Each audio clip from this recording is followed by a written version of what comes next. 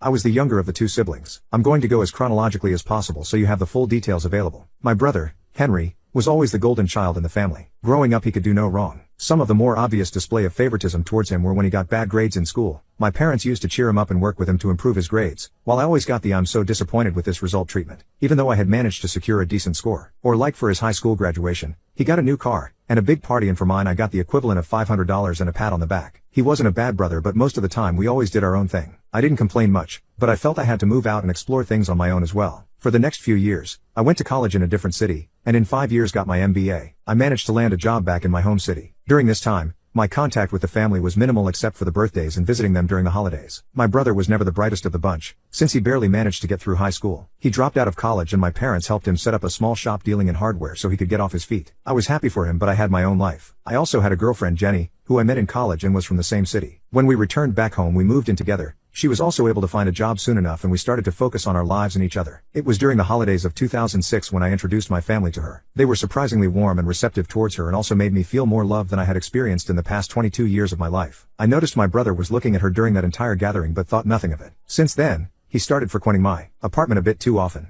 We went from meeting each other once in 3 months, to almost daily very quickly. At that point I had to draw boundaries and tell him that he's welcome occasionally, but I did not like his presence in my place daily, as he came during the evening when Jenny and I were both at home and tried to unwind after a hectic day from work. That erupted into a huge fight with my parents. In the end he apologized and said that he would not bother me. Then onwards he used to come only once a month on a weekend, which I was okay with, and made attempts to make small talk with Jenny, which was still fine by me as it never was anything beyond that. Things went on this way for some time and in 2009, I proposed to her and we announced our engagement to the entire family. My parents were happy for me, but my brother just shook my hand and left the small party I'd organized for this occasion. After that I didn't see him for a couple of weeks. We got married in 2010, during which I noted my brother had A+1 and he told us that he was dating her. Her name is Kate. I thought maybe now he could finally move past whatever feelings he had for Jenny and focus on his own life. They moved real fast too, getting married almost 9 months later in 2011. Our marriage was going great. We had our first daughter, Alice, in 2011 and the second one, Sarah, in 2013. However, my brother's marriage did not progress as they hoped to, and they separated in 2012. A few weeks after the divorce was finalized, Kate messaged me that Henry was obsessed with Jenny and that was the biggest reason for their separation. I apologized to her and wished her the best. I also talked to Jenny and asked her about her interactions with Kate, and she told me that Kate always was a bit cold and distant towards her from the get-go. I decided to confront my brother in front of my family and asked him why he is destroying his life because of his obsession with my wife. He was blindsided with that question and denied everything. We had a massive argument that basically ended with me forgiving my brother and telling him that he is no longer welcome in my house. Both my parents and Jenny talked to me and convinced me that no matter what he was still family. So for everyone's sake I decided to be amicable. It was then that it felt like he was genuinely working on himself and we went on with our lives. Fast forward to 2015. I can still recall that day vividly. It was the 25th July and I was running multiple errands. My wife took both our kids to see their grandparents. It was sometime after lunch that I got a call from my father, telling me to come to their home, and had a lot of anger in his tone. As soon as I entered, I noticed a lot of tension in the air. My wife was a crying mess and my parents were trying to console her. Some of my extended family members were there as well. I asked what happened, only to be hit by being called a pissed word from my parents. I was shocked and confused. They claimed that a party I went to a couple of weeks back, I had intimately assaulted a girl, and then texted her to not tell anyone about it, otherwise there will be consequences. I had known this girl, Amanda, for some time. We went to high school together and she was a part of the larger friends group that I occasionally hung out with. As per her, after the party, which was at a club, I followed her to her car and did it there. She shared screenshots of the alleged conversation with my wife and told her this entire tale. My father slapped me hard and my parents told me that they never want to see my face again. Jenny was angry and she said that we're done. I tried to convince all of them that I never did that, but it fell on deaf ears. I was basically kicked out from their house and told that neither Jenny nor the kids would be returning and my father would be coming over to take their stuff to my apartment. When my father came, I begged and pleaded, but he basically packed a couple of bags and told me never ever to contact them again and that he would personally hand me to the cops if that happened. By evening Henry had shared the screenshots and all the details to our extended family group on WhatsApp, from where I was unanimously kicked out.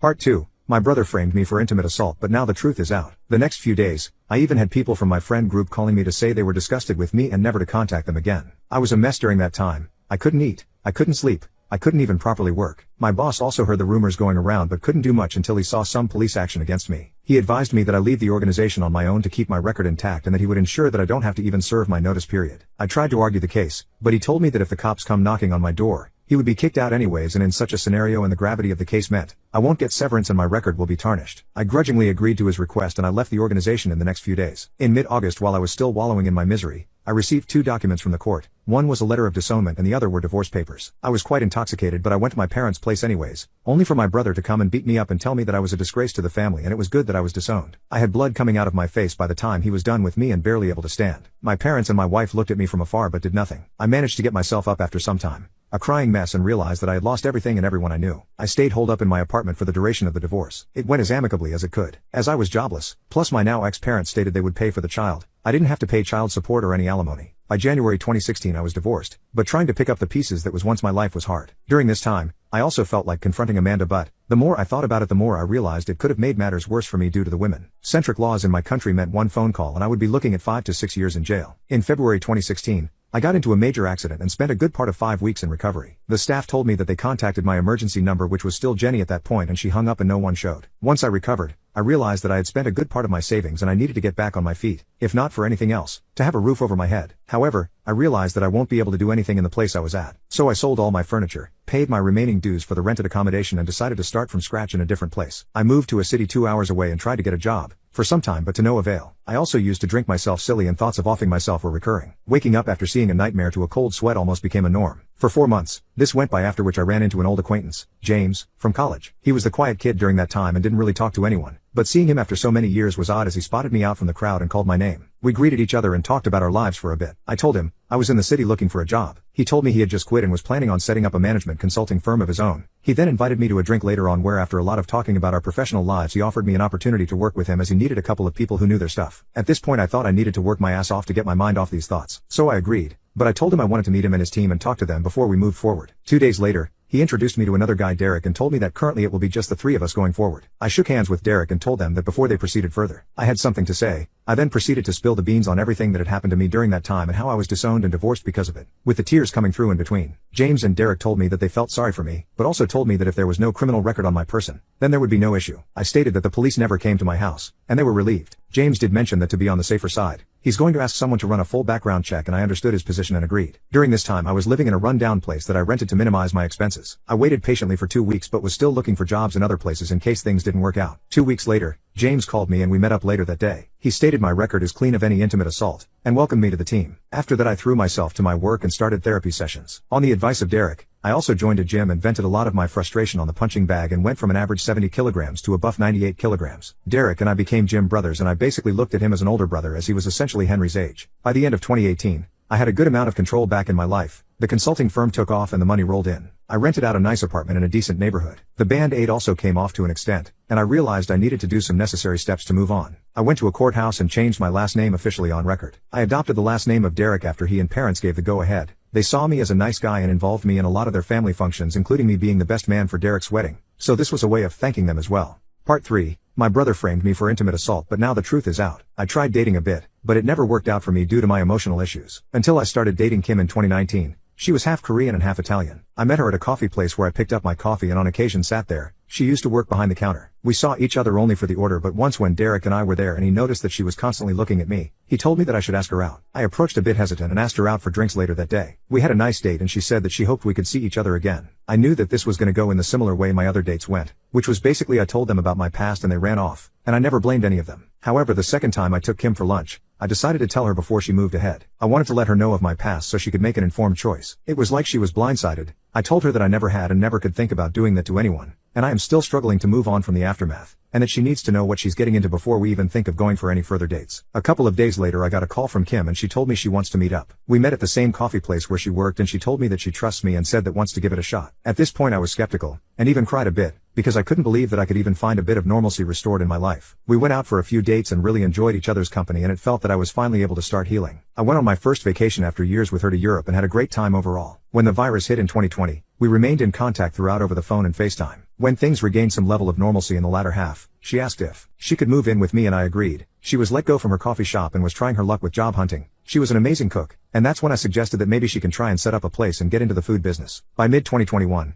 and with the financial backing of her parents, she had a cloud kitchen setup which basically delivered food to the nearby areas. Both our lives were doing great. I still had a lot of emotional issues though. I no longer had thoughts of offing myself, but the nightmares still continued occasionally. Kim announced in February 2023 that she was pregnant, and a range of mixed emotions came over me, from being overjoyed to starting all over again to crying out for the loss of what I once had. I was all over the place. Kim comforted me and we fell asleep in each other's arms. A couple of days later I proposed to her and she was overjoyed. It felt like everything was finally moving to a point where I can have some semblance of peace with my life. We were set to be married, and all the preparations were in full swing for my wedding in mid-June this year. At the end of May, I got a call from an unknown number. When I picked it up, I could hear someone cry. She said, "Hi, it's Amanda." I instantly recognized that voice, and cut the call, trying to hold back my anger. Kim was with me and saw my face and came over concerned. I was trying to hold back my mix of tears and anger and told her who it was. When the call came in again, this time Kim picked up the phone and put it on speaker. There was a guy on the other side and he explained that he was Amanda's fiancé and she wanted to come clean over what she said back then. She got on the phone and kept apologizing over and over again and kept crying continuously. Kim did most of the talking as I became a sobbing mess, not sure what I wanted to do. So Kim said that they will call back. She immediately called Derek over, who listened to everything patiently as Kim explained what had happened. He gave me a hug and advice that we should set up a meeting at a lawyer's place with her confession so that it could help out in case of any future possible issues. I called up my lawyer and explained everything to him. He said he'll set up a meeting in his office and gave me a time and date. I called Amanda and told her that she needs to come over to my lawyer's office and we'll discuss it there. 3 days later we met up at his office. Amanda looked half dead with her expressions. Her fiancé was the only person who was with her. My lawyer set up the meeting with a camera to record the entire meeting. I asked him to mediate and I asked Kim to come with me. We sat across the room and she started to explain in detail what had happened back then. A lot of things were said and discussed, but here's the crux of it. She and my brother were dating back in 2015, but no one knew. He was the person behind the entire intimate assault plan. She went along because she really loved him and would do anything for him. He got a new phone and stole my profile pic from my WhatsApp number back then, and they used it to create the fake screenshots by chatting back and forth with Amanda. I went from crying to filled with rage. I can honestly say that if it wasn't for Kim, I might have been charged with assault. Kim was pretty furious and worked up as well, partially due to the pregnancy, and she tore Amanda a new one with her verbal lashes. Though my lawyer tried to maintain things civil, it was clear that Kim was pretty pissed off. She went further to tell her fiancé, if he still married this human garbage then he deserves what's coming to him. Fighting back anger and tears, I asked them, why are they coming out and telling it to me now? Her fiancé,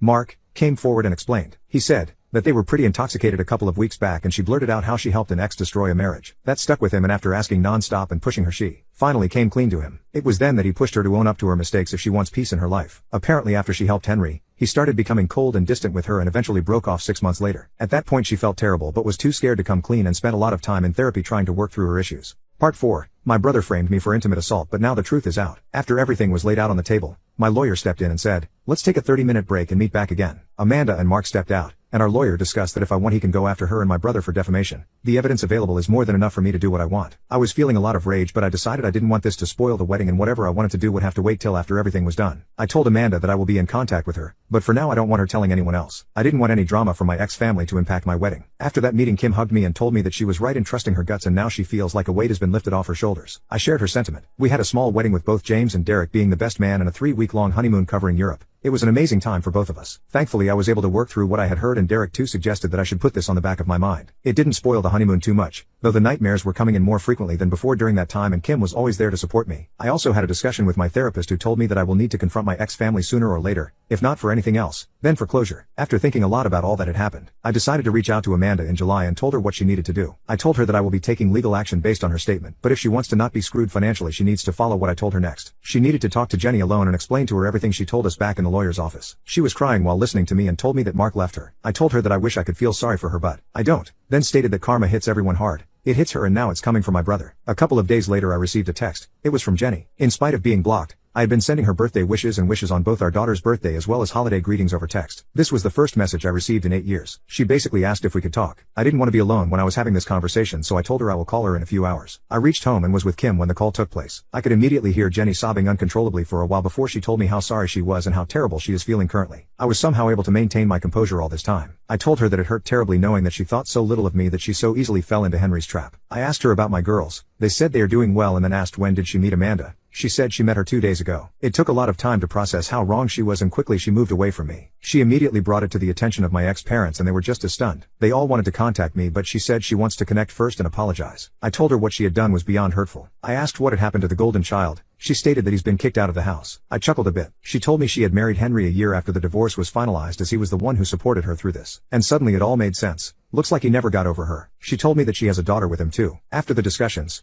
I basically told her what was going to happen, and a detail of what I wanted. I want her to reach out to all my former extended family so that they are aware what a piece of crap he is. Secondly, I am only looking to co-parent only my 2 girls and that I do not have any intention to reconcile with her beyond what it takes to me having a relationship with my daughters. And third, I will text her the date and time when I want to meet my ex-parents and I want to meet them in person. After that I just hugged Kim, knowing she was pregnant and her mood would have been all over the place. I kept my emotions in check, but I guess she was crying for the both of us and we fell asleep on the bed. When I woke up next morning, my phone was shut off, and when I put it on charge, I noticed the barrage of messages that were coming through. I had over 50 missed calls and hundreds of messages. I was also added to the family group message where every single one of them was apologizing. Over the next few days, I started getting messages from some of the friends who were apologizing for what had happened and how they jumped the gun on everything. The only reply I gave was to the family group that since I was disowned almost 8 years back, I was an outsider in this group and wished to remain so. Whether I forgive them or not would happen on my terms and my timeline and not theirs. I further told them not to add me back here, and left the group. Some of the family members tried to call me out by messaging me that they were disappointed in my reaction, and I shut them down, saying they were not in a position to judge me after being so quick to assume what I did and to not contact me again unless I contact them first. Part 5. My brother framed me for intimate assault, but now the truth is out. A couple of weeks later I called up Jenny and told her I want her to bring my girls over the weekend so I could meet them properly. Kim, being as adamant and feisty as she is, said she wants to meet her stepdaughters as well. We argued a lot. It was mostly me telling her that since she was pregnant she needed to take care of herself, but the Asian in her was pretty adamant, so I gave in. We met at a public park. Jenny looked a bit disheveled but looked like she put an effort to look as good as possible in this meeting. There I saw Alice and Sarah for the first time in 8 years. They had grown so much. The only memories I had of them were in my phone, as I was pretty blocked from all the socials and everywhere else. Jenny came crying, trying to hug me, and I put both my hands up front to decline. I then introduced her to Kim as my wife and she broke down a sobbing mess in the park. Kim came forward to comfort her and we sat down in a place close by. I grabbed both my girls and cried out. My girls were never told about me until recently and they were pretty conflicted as they only knew Henry as their father, but seeing me suddenly brought out some emotions. There was a lot of crying and talking. By the evening, we exchanged what had happened in our lives. She told me that she got married to Henry a year after that. He took care of her for the first few years. After that, things settled down. He still couldn't grow his landscaping business to a point where it's profitable, and then the virus basically forced him to shut shop. His parents were now dipping into their savings in an attempt to make ends meet, and he never bothered to start something again despite his parents telling him to. She said she's filing for divorce from Henry and she can't stand the sight of him. I told her she's free to do what she wants and it has nothing to do with me. I told her some details moving forward. Essentially, I wanted Alice and Sarah to attend family therapy sessions with me going forward so we can heal. They've been robbed of their real father and it was time to make it right, and I want to be a part of their lives. I also wanted them to be with me and Kim over the weekends, but I told her that I would have to wait as we had a kid of our own coming and I want to put my full energy into that for now. Lastly, she said that my parents wanted to reach out to me. I corrected her and said they were anything but my parents. I still had the letter of disownment they sent out along with the divorce papers and I had nothing to do with them. But both her and Kim stated that it would help me get closure from them. So I agreed. I told her that I would tell her when I want to meet them and where I want to meet them. I booked her a hotel and told her that I want her to be in this city for the night and I want some more time with my girls, with tomorrow being Sunday. We spent that Sunday together as well, but this time I took them to the sights and around the city and we really enjoyed the time we had. Before leaving, both of them gave me a warm hug and I told them I will see them next week. I told her that she doesn't need to drive the girls for the family therapy sessions, and I will come over to them. I got a good recommendation from my therapist for that city and we had a good first introductory session. But the therapist spelled it out that sooner or later they will need to know what my ex-brother did, and I told her they will in due time. I can honestly say if it wasn't for Derek pushing me I might not have made it to the point I have.